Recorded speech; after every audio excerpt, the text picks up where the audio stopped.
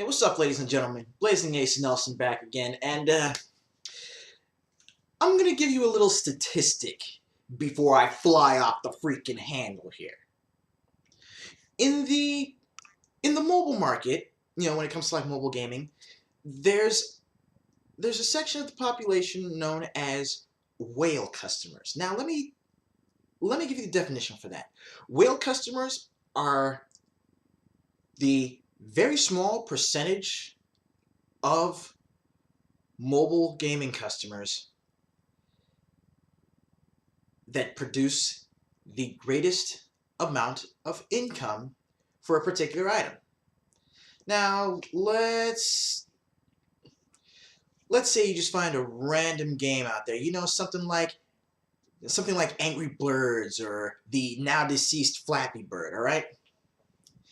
Whale customers are the 0.15%. That is the 15, mind you. The 15 out of every 10,000 people that download a particular piece of software that will actually pay the microtransactions in that software. The remaining 99.85% of people that actually play games on their mobile phones or on their smartphones or what have you only play them because they're free and they don't have to pay for jack diddly squat. And the moment they do, the moment they have to pay to actually get anywhere further in the game, you want to know what happens? Uninstall, move elsewhere. They get up and get ghost.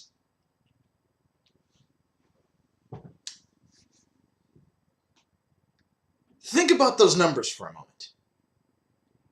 Think about the simple fact that half of the income that is brought in by a large majority of mobile games comes from less than 0.1% of the customer base.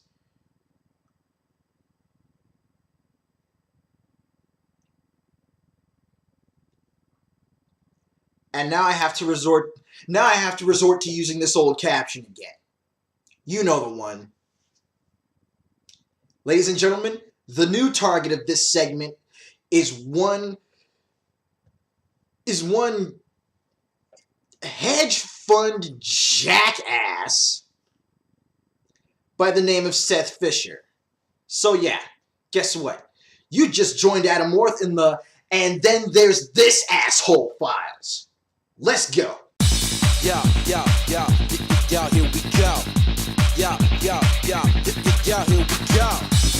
Time for some action. Can't get no satisfaction until my steel toe crashes. Head on collision. What's happening? This swinging, face smashing. Now, looking up some gaming news on Kotaku. Just trying to keep abreast of the situation in the gaming industry. And then I find this that was posted on Kotaku yesterday afternoon. Ahem. Crazy Nintendo investor wants us to pay 99 cents for higher Mario jumps.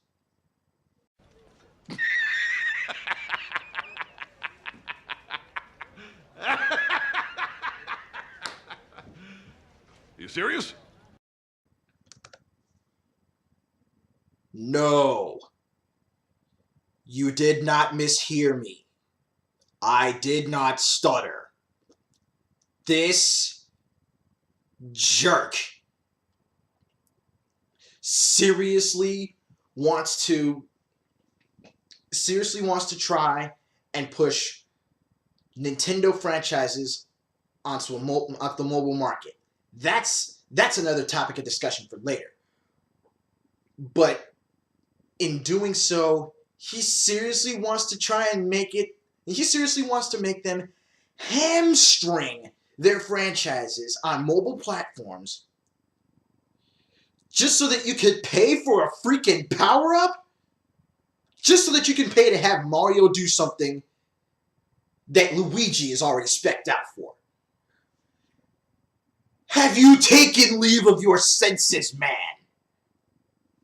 I mean, let let me go back to the article. Let me read a quote from this doofus. Because the Kotaku article references an interview in the Wall Street Journal talking with this Seth Fisher jackwagon, who is apparently the manager of a hedge fund that owns shares in Nintendo. You know, he's basically on the board of investors for that bad boy. And he says,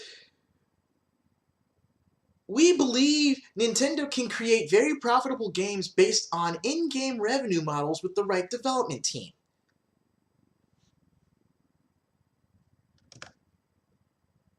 In short, he wants to turn Nintendo into Capcom. He wants to drag Nintendo down to the same level where Capcom and EA just so happen to be right now. The fact that Nintendo hasn't burned as a developer, as a hardware and software developer, and as an entity in general, is because Nintendo has basically stuck to its own path. They always try and change up the game. They're always innovators, but the way Nintendo tends to push itself, the direction Nintendo tends to go, they don't give a flying fornication about the likes of Sony or Microsoft. They're off doing their own thing. Sony and Microsoft are, battling back and forth about, which system has the better specs, which system plays games better, which so far it's looking like, if you're going by Metal Gear Solid 5 specs, it's looking like Sony blows Microsoft out of the water on that front. But I digress. Sony and Microsoft are off battling each other. Nintendo is off on the other side of the street, just not even holding up traffic, just doing its own thing. And what happens with that? What's happened so far? Well, the system hasn't been doing all that well, but there is still a dedicated fan base for each and every single one of the first-party franchises. Xenoblade, you've got a throng of gamers waiting for that bad boy to come out. The Smash community, everybody's looking forward to Super Smash Bros. 4. I mean, you've even got old school Capcom fans seeing that, of all characters, Mega Man has been thrown onto the roster for Super Smash Bros. Wii U, aka Super Smash Bros. 4. And they're going, hey, maybe Smash isn't looking so bad after all. And they're supporting Nintendo pretty much with their enthusiasm, saying, we need this game to come out.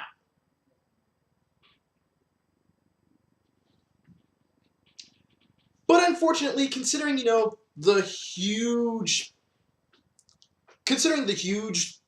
reception that the Xbox One and the PlayStation 4 have gotten, the Wii U, with its lack of follow-through as far as killer apps goes, is really being left in the dust. And because of the problems that the Wii U and that Nintendo in general has been having,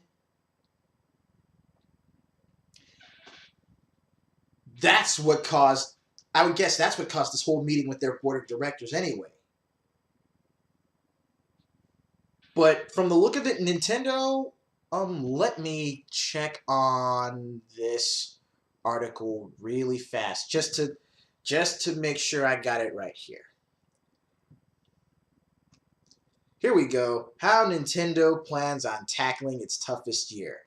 Now, the links to not only the Wall Street Journal interview, but to both Kotaku articles that I'm referencing, they will be in the info bar below, so you can go ahead and check them out. But I mean, by and large, what Nintendo is looking to do to try and tackle this tough year that they've had is to actually decide to follow through on all the stuff that they've been innovating. focusing on more functionality with the gamepad for the Wii U, making the Wii U itself work a lot better, getting more of their software onto their current hardware. I mean, Nintendo's actually had the chance to sit back, take a look, and go, okay, this is where we messed up. These are the problems we need to handle. So we're going to go ahead and handle them. We are going to face this head on, and we are going to get Nintendo back in the console race. Good on you, Nintendo. But the one thing that has been just constantly dumped on their laps is, why don't you take Nintendo properties onto the mobile markets? It's because of dumb shit like this. But let me get back to this Seth Fisher doofus. And yes, I know I've been calling him names back and forth throughout the course of this thing, but how can I not? I mean, the quote that I gave you earlier about, basically having Nintendo franchises start utilizing DLC, that was in a letter that Fisher wrote to current Nintendo president Satoru Iwata. He's making a case for such a high-risk market. That alone is stupidity, considering the track record of said market. But the fact that Nintendo has said that they are not bringing Mario or any of their franchise headliners to mobile devices, and that they're also not too keen on free-to-play either. Namco, we're looking at you with Tekken and Soul Calibur. The fact that Nintendo has said that they are sticking to their guns and that they really want to try and improve on what they've got, I feel that's a good sign. I feel that they may actually be able to make this work. But this dude just wants to...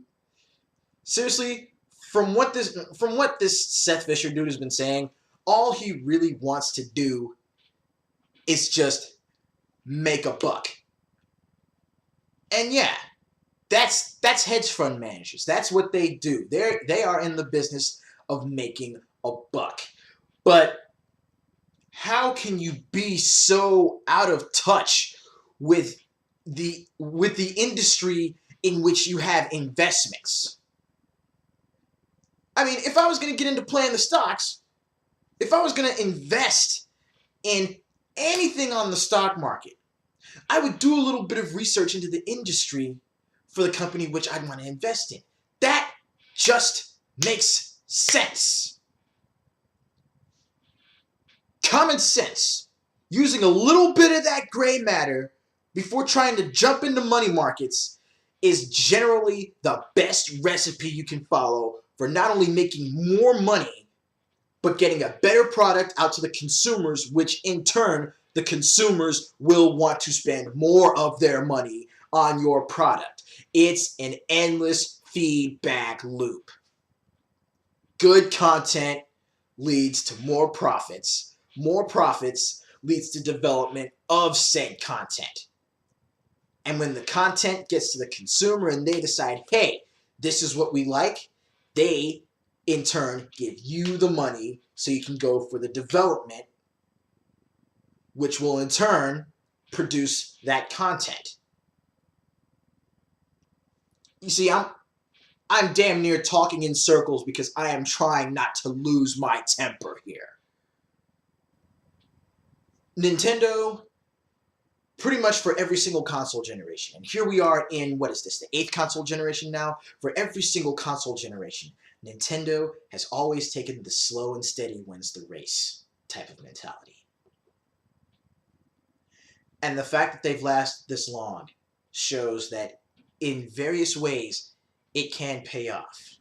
But if Nintendo actually decides to take this bonehead's advice and not only starts trying to push towards mobile markets, but also does this bullshit with charging to make Mario jump higher, think of what that could lead to. You know, you're running along, you jump on a couple of Goombas, you see that question mark box, you know something good's in that box. You jump, headbutt that bad boy. Mushroom starts sprouting up, and then you get a message saying, hey, you want Mario to Hulk out on shrooms? Pay us $1. You don't want to get the power up?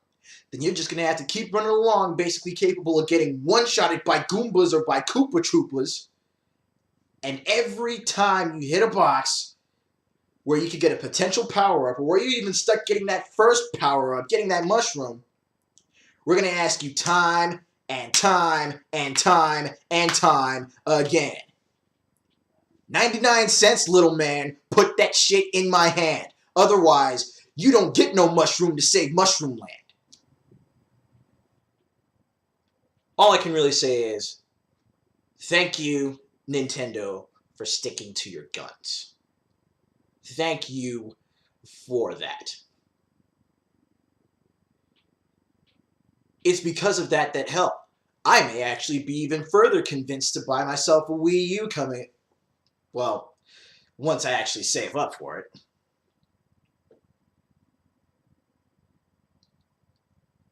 But to the guy, to you, Seth Fisher, if you are watching this, which I'm sure you probably aren't, because you don't want to know a damn thing about gaming except for how much money you can make on some sort of stupid-ass DLC gimmick. To you, just go kick rocks, homie. Go play in traffic. You know what? I won't even call this a visit to Ace's place. This is just me ranting because this shit needs to be spread. This needs to be heard. Alright? Alpha Omega Sin already got on this. Event status, Trinity Joe, Sick Boy. I hope somebody links you to this so that you guys can spread the word about this too. But this kind of bullshit